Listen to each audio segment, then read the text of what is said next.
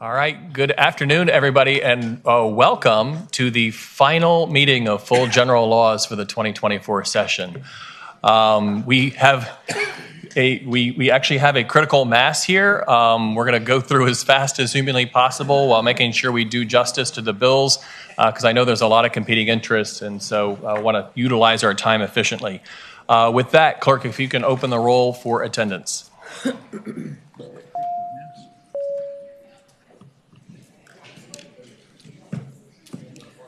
All right, clerk, close the roll. We've got perfect attendance. We've got a quorum.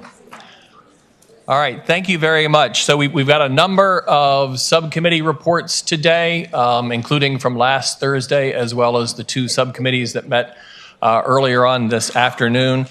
We do have one item before the full House, but it is an identical bill, and so this is Senate Bill 308 from Senator McPike, dealing with residential dwelling units, rentals for 30 consecutive days or longer. And so that is identical to House Bill 634 from Delegate Simon, which actually reported from General Laws 19-1, and then the full House 19-0. Do we have any questions or comments from the committee? Otherwise, I would entertain a motion. Move to report. Second. All right, it's been moved to report Senate Bill 308. Clerk, open the roll.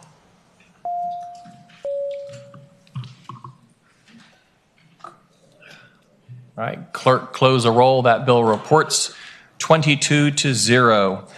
All right, first up, the report from Housing and Consumer Protection. Chairman Simon. Thank you, Mr. Chair. I've got, I'll start with the uncontested block. I think we have one that we'll move out of that block when we get to it. Let me start with SB 281 from Senator Rome. I'm practicing. This allows family members or descendants, as defined in the bill, of a deceased person buried in a family cemetery, also defined in the bill, that is located on private property, to petition the circuit court of the county or city where the property is located for interment rights upon such property. The bill provides such family member or descendant may prove kinship to the court through official documentation or non-official documentation, such as obituaries, family Bibles, and other documents. Subcommittee recommended reporting 8-0. Mr. Chair, if we could pull out SB 350, because I think we have an amendment for that one, and then I'll move to Senate Bill 354 from Senator Locke, which establishes, which has to do with establishing real estate contract disclosures. It prohibits localities from establishing or enforcing a mandatory disclosure requirement for a real estate licensee, any party to a contract for the sale or listing of residential property, or any authorized agent of such property. It provides the mandatory disclosures include mandatory notifications in contracts, contract amendments or addenda, advertising, other promotional materials, and subsequent deeds after the initial deed is recorded related to the sale of residential real estate. Subcommittee recommended reporting 8-0. Mr. Chairman? Yep. If I could stop you for one moment, we have a question from Delegate Wiley. Thank you, Mr. Chairman. If I can speak to the bill or ask a couple questions on this bill, I'd appreciate it. Just trying to get some clarification. I guess, Delegate Wiley, is it a question or a speaking? Question, sorry. Okay, Delegate Wiley. Thank you. I'm trying to understand the purpose of this bill. Is this specific to one area of the state that this is addressing? And that's my first question, Mr. Chairman, and I have one other, if you don't mind. The second question I have, a follow-up, is with the realtors, I would think the realtors would want disclosure. Maybe I'm not reading this right. And if I could just make an explanation on that side, I'd appreciate it. Thanks. So, Chairman Simon. Mr. Chairman, if Senator Locke doesn't mind, I've got an identical bill, so I can answer, I think, both of those questions. First is this applies statewide. And the issue is that you don't want to have a patchwork of disclosure requirements for every city, town, and county. So a realtor going into that particular locality would have to know the zoning ordinance, would have to go find the zoning ordinance, read through it to figure out if there's any disclosure requirements that are required there, which is just not something typically that real estate agents are equipped to do. But sellers would have to know that their property was affected by a zoning with a disclosure requirement. They wouldn't know. The other problem with it is, again, this applies all over the Commonwealth, is that the zoning ordinance is an odd tool to use to require disclosures because there's no remedy for a non-disclosure. And so we've run into that problem in some localities where if the disclosure is not made, it's a zoning violation, but there's no real way to cure it after the fact. And so there's no way to really address that. And I think everybody, even those folks that were opposed to the bill, concede that those are all actual real problems that don't really have a good solution. And the second question was, Delegate Wiley. Thank you, Mr. Chairman. Is this matter, specifically for one area of the state? I think it was my no, first. and the question is, no, this is happened. It could happen anywhere in the state. We run through, this committee hears requests for disclosures and new disclosures regularly, and it's actually part of my private law practice. I get to teach classes to realtors every year. It gives me more to do because I can tell them about all the new things we put into the buyer beware form and all the different things that we talk about disclosing. So this would apply all over. It's not targeted at any particular locality or any particular practice. It's just something that needs to be made clear. That doesn't mean that some localities don't feel like they're affected more than others, but that's not what the intent of the bill was. Thank you, Mr. Chairman. All right. Thank you. Chairman Simon, continue with your report. All right. Senate Bill 672 from Senator Eben clarifies that neither the Property Owners Association Act nor the Virginia Condominium Act shall be construed to prevent any association organized pursuant to such acts from levying or using assessments, charges, or fees to pay the association's contractual or other legal obligations in the exercise of the association's duties and responsibilities. It will also restrict such associations from imposing charges against one or more, but less than all unit owners unless otherwise specifically authorized by the Act. Current law prohibits such charges or assessments from being imposed on any unit or lot owner unless specifically authorized by the Acts. The subcommittee recommended reporting 8-0.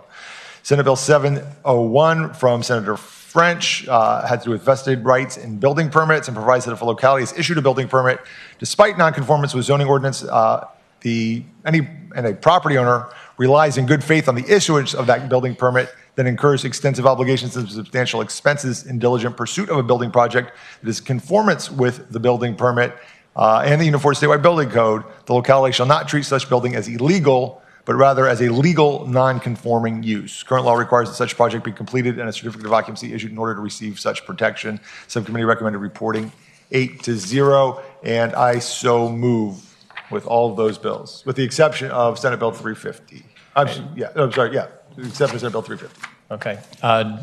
Delegate Fowler. Thank you, Mr. Chairman. Is this going to be a block vote? Yes, this will be a block vote, except for Senate Bill 350 has already been taken out, or if any member wants to take another one out. I'd like to pull Senate Bill 281 out of the block, please.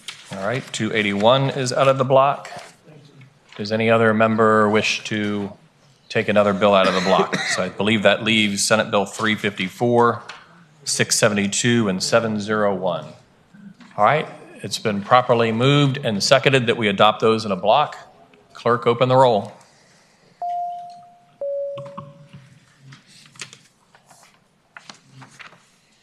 All right, clerk, close the roll. Those bills report 22-0. All right, so we had already heard Senate Bill 281 from Senator Rome. Does any member desire to make any comment or have any questions?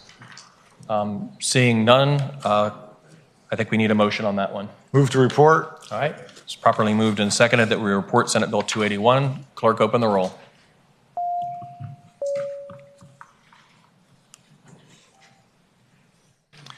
All right, clerk, close the roll. That bill reports 20-2.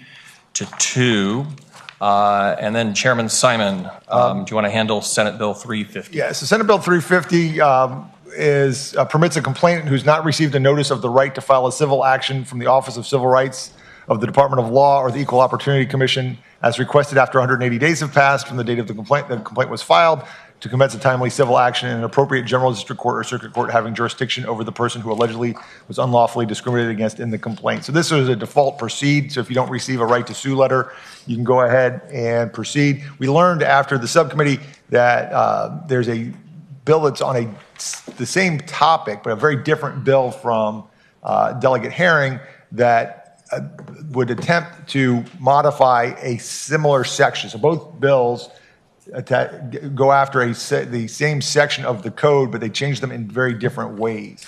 And so we're struggling with figuring out how to get those changes resolved. And so to give us the opportunity to take a further look at how we might get those differences reconciled without taking our time right here at the table, I would recommend that we amend this bill to add a reenactment clause. That'll sort of force it into a conference posture and it'll give us a chance to work on that. So I would move we amend the bill to add a reenactment clause. It's been properly moved and seconded. Before we take a vote on that, Senator Perry, did you want to, I know we've talked and you kind of understand the situation you're in, but wanted to give you an opportunity to speak if you wanted to. No, I fully understand the situation I'm in. Okay, good, thank you. All right, it's been properly moved and seconded to put on a reenactment clause. All those in favor say aye. Aye. All those opposed, no. All right, the bill as amended is before us. Move to report. Second. Chairman Simon moves that we report as amended Senate Bill 350. Any further comments or discussion? Seeing none, clerk open the roll.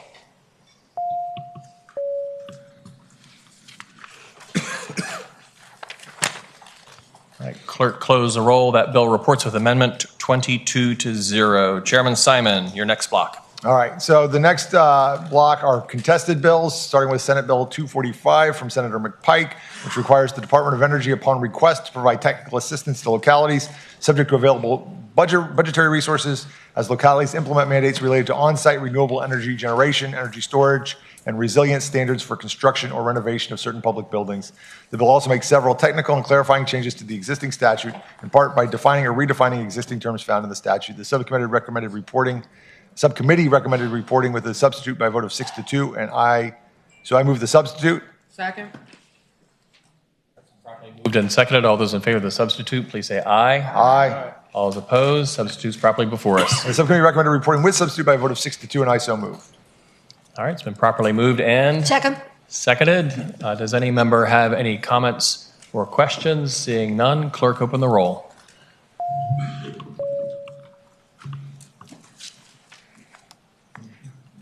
All right, clerk close the roll. That bill reports with the substitute 13-9. Chairman Simon. Next is Senate Bill 422 from Senator Eben, which prohibits landlords subject to the Virginia Residential Landlord-Tenant Act from charging a tenant any fee for the maintenance or repair of any dwelling unit unless necessitated by the tenant's violation of a requirement of the act, or any fee to submit periodic rent payments other amounts due unless the landlord offers an alternative method of payment that does not include additional fees. Similar to some bills that we've seen in the House, but not exactly the same. Subcommittee recommended reporting 6-2, and I so move.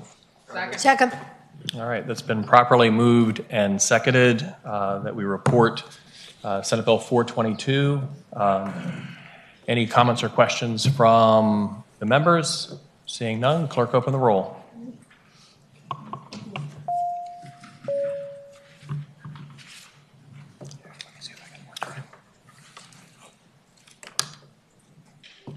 All right, clerk close the roll. That bill reports 13-9. Chairman Simon. All right. Next is Senate Bill 570, also from Senator Eben, which has to do with the Virginia Human Rights Act and the definition of employer. It waives the Commonwealth's sovereign immunity to a civil action under the definition of person in relevant law. The bill also expands the definition of employer as it relates to the requirement to provide reasonable accommodations for persons with disabilities under the Virginia Human Rights Act to include any government or political subdivision or agent of such government or political subdivision employing more than 5 employees for each working day in each of 20 or more calendar weeks in the current or preceding calendar year. The bill also reduces the number of employees from 15 to 5 for the definition of employer for domestic workers. Subcommittee recommended reporting 6-2, and I so move. All right, is there a second? All right, it's been properly moved and seconded. Does any member of the committee have comments or questions about Senate Bill 570? Seeing none, clerk open the roll.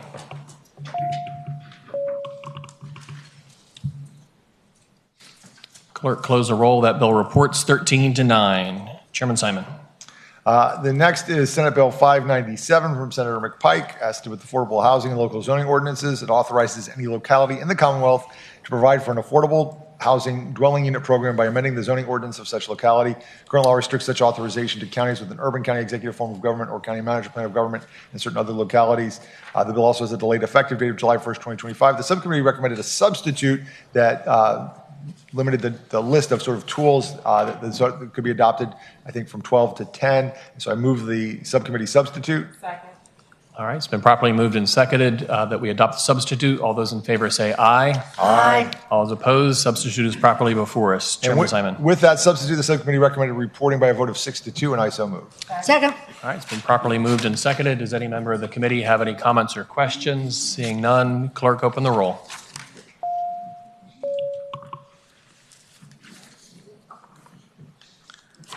All right, clerk close the roll.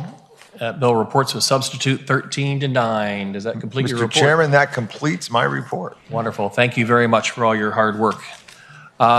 Chair Delaney, Professions and Occupations and Administrative Processes report. Thank you, Mr. Chair. First, we have SB 496, patroned by Senator Carol Foy. There is a substitute that was adopted by the subcommittee that I move. All right.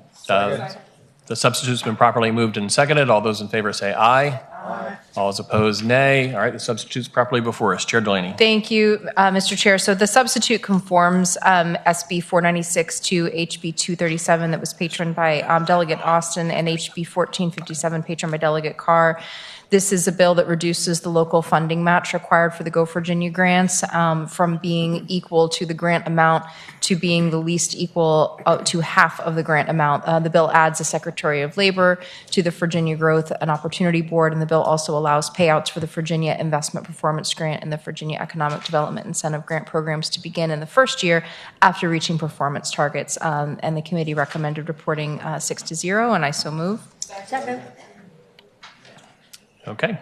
And then I would go in a block, Mr. Chair. Yes. Next is SB 554, patroned by Senator Jordan. This bill requires the Real Estate Appraiser Board, the Real Estate Board, the Board of Waste Management Facility Operators, and the Board for waterworks and wastewater works operators and on-site sewage system professionals upon application to recognize current and valid licenses or certificates issued by a neighboring state as defined in the bill as fulfillment of qualifications for licensure as a waterworks and wastewater works operator in the Commonwealth if there are no pending investigations or complaints, no disqualifying criminal records, and no discipline imposed by another state. The subcommittee recommended reporting 6-0, and I so move. All right. So we can take these up as a block. So if we can move that as a block. Move the bills in a block, Mr. Chair. Second. It's properly moved and seconded. I'm assuming nobody wants to take any bills out of this block. All right, seeing no comments, clerk open the roll.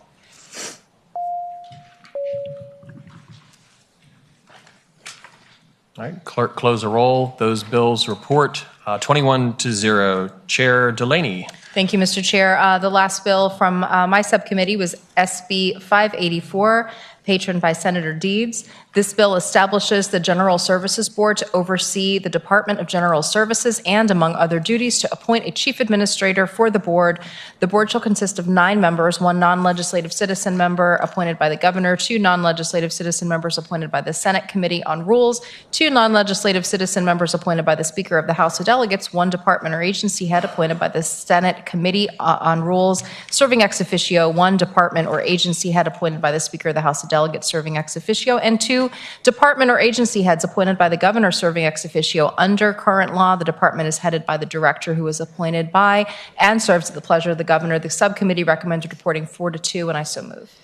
All right, and Chair Delaney, I guess since the time between subcommittee and today, we've gotten a letter for this to be sent up to appropriations, so if you could amend your motion. So, Mr. Chair, I move that we report and refer SB 584 to appropriations. All right, it's been properly moved and seconded. Does any member of the committee have any questions or comments? Seeing none, clerk open the roll.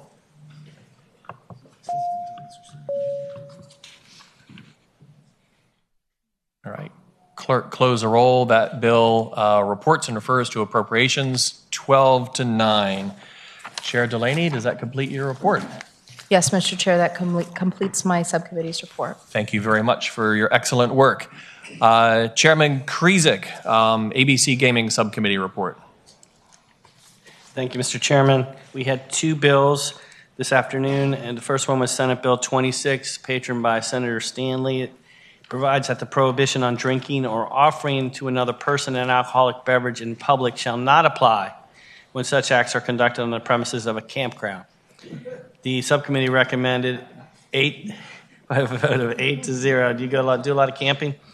I so move. All right, it's been properly moved and seconded that we report Senate Bill 26. And listening to this bill, I've learned some very valuable lessons about some things I might have been doing that may not be properly legal. There we go. All right. Any member have any comments or questions about this bill? All right. Clerk, open the roll.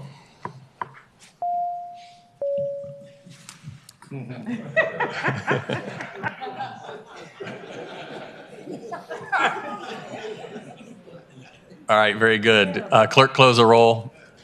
That bill reports 21-0 and saves us all, right? There we go. All right, Chairman Krizik. The final bill was Senate Bill 168, patroned by Senator Reeves, reduces the current 45% food to beverage ratio for certain mixed beverages licensees.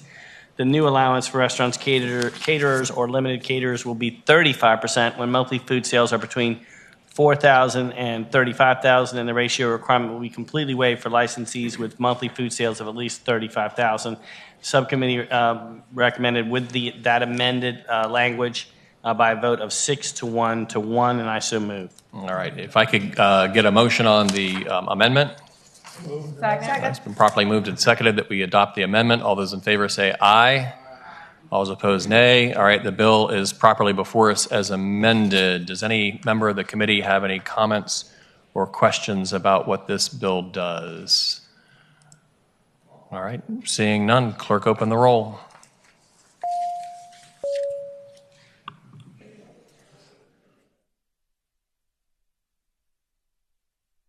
All right, clerk, close the roll. That bill reports with amendment 16-5. Does that complete your report, Chairman Krizik? Yes, it does. Thank you, Mr. Chairman. Thank you very, very much for your excellent work. I know this has been a very busy session for you.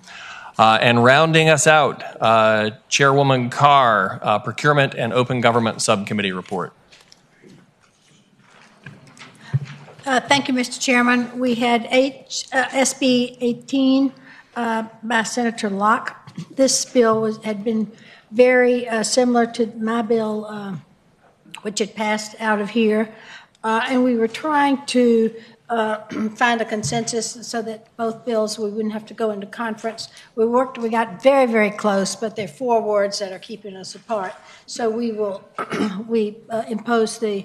put our substitute on Senator Locke's bill, and that's the subcommittee recommended reporting with the substitute 8-0, and I so move. All right, so if we get a motion on the substitute. All right, it's been properly moved and seconded to adopt the substitute. All those in favor say aye. Aye.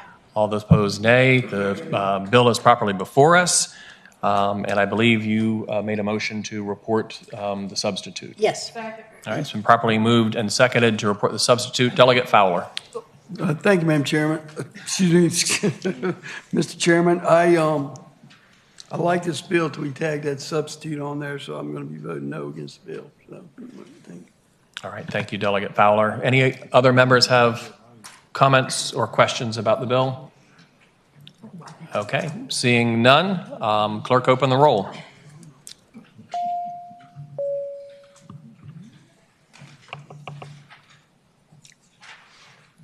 All right, clerk, close the roll. That bill reports with substitute 19-1. Does that complete your report, Chairwoman Carr? It does, Mr. Chairman. All right. Thank you. So I believe that completes our business. I just want to say a couple of thank yous. I want to say thank you to all of our members. This is one of the busiest of the committees. It takes a lot of hard work. We deal with a lot of different topic areas, and I just want to thank you all. I couldn't ask for a better group. I want to thank our subcommittee chairs. I know that they have spent just an enormous amount of time pouring through bills and trying to make sure that the work of the committee runs smoothly. We couldn't do it without our subcommittees.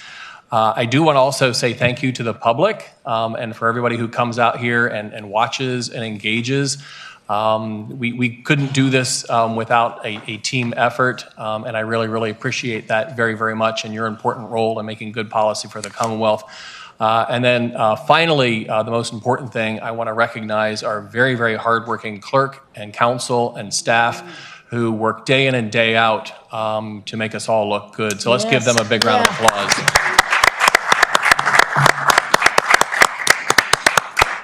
And with that, do I have a motion to adjourn? Second. It's been properly moved and seconded. All those in favor say aye.